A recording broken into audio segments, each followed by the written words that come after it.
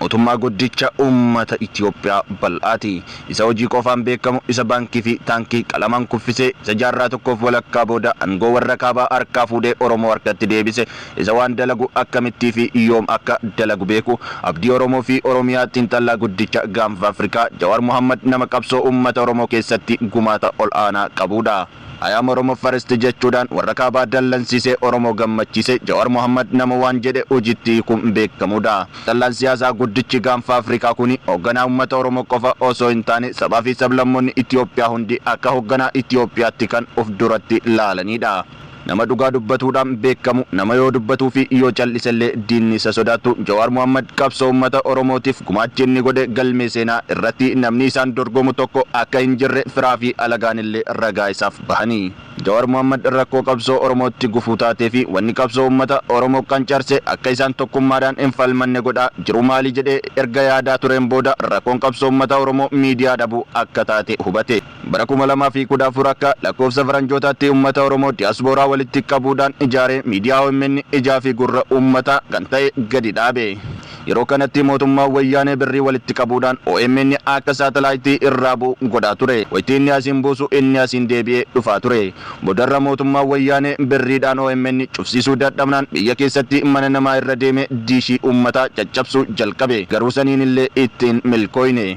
OMN sodaa tokko malee iccitii wayyaanee uummata Oromootii fi addunyaa guututti gadi yaasuu jalqabe. Yeroo kana Jawaar Mohammad gama tokkoon hoogganaa qeerroo fi qarree gama tokkoon daaliktara OMN ta'uudhaan qabsoo sochoosaa ture. Qalamaa fi laaptooppii isaa qopheeffatee tarsiimoo baasutti gadi taa'ee hayyoonni Oromoo hedduun isaanii kan roba Jawaar dhalachuu isaaniitu uummanni Oromoo barate kan yeroo ammaa kana irra hedduun isaanii galata Jawaar isaanii fi uummata Oromootii ole irraanfatanii alagaa waliin halkanii guyyaa Jawaariin irratti duulaa jiran foddaa OMN dhufanii uummata Oromootiin wal baratanii dhaamsa garagaraa uummata Oromootiif dabarsuudhaan qabsootti dabalamanii turanii.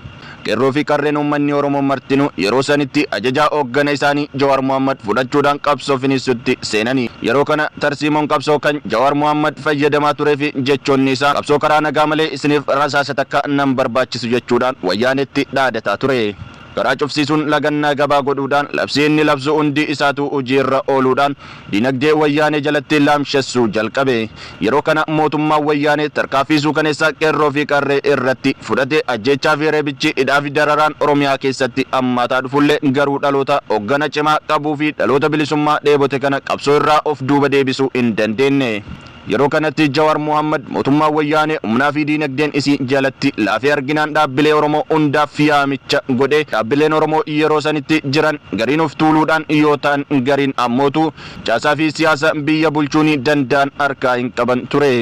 Dhaabni kaafaa ammoo yeroo dheeraadhaaf qabsoo karaa nagaa biyya keessatti uummata waliin qabsoo godhaa ture waan ta'eef hoogganaa dhaabaa fi miseensonni dhaabaa hedduun isaanii mana hidhaa waan turaniif yeroo sanitti kaafaawwan illee humna gahaa hin qabu ture.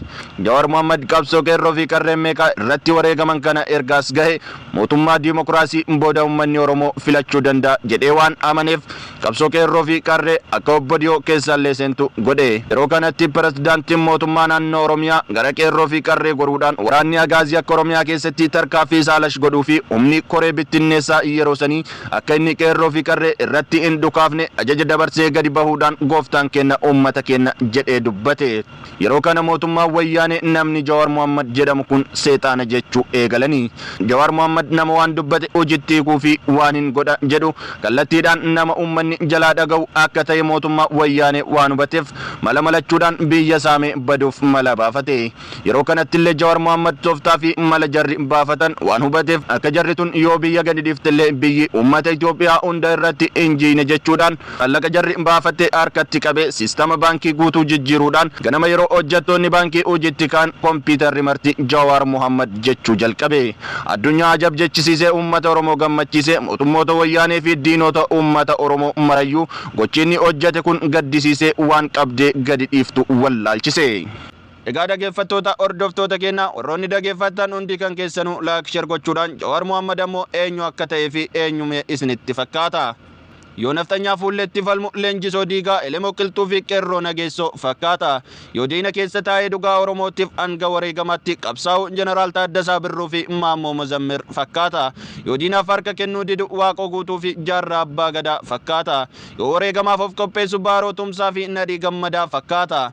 Yoo tokkummaa Oromoo eeguuf halkanii fi guyyaa hojjetu Magarsaa Barii fi Koloneel Alamuu Qixxeessaa fakkaata. Yoo dhugaa Oromootiif geerraru Ibsaa Addunyaa fi Jeneraal Artistii Umaruu Suleyman fakkaata. Yoo iccitii Oromoo eegu Haajii Adam Saddoo fakkaata. Yoo naftanyaa lubbuun taphatu gootota gaafa Aanolee fi Calankoo fakkaata.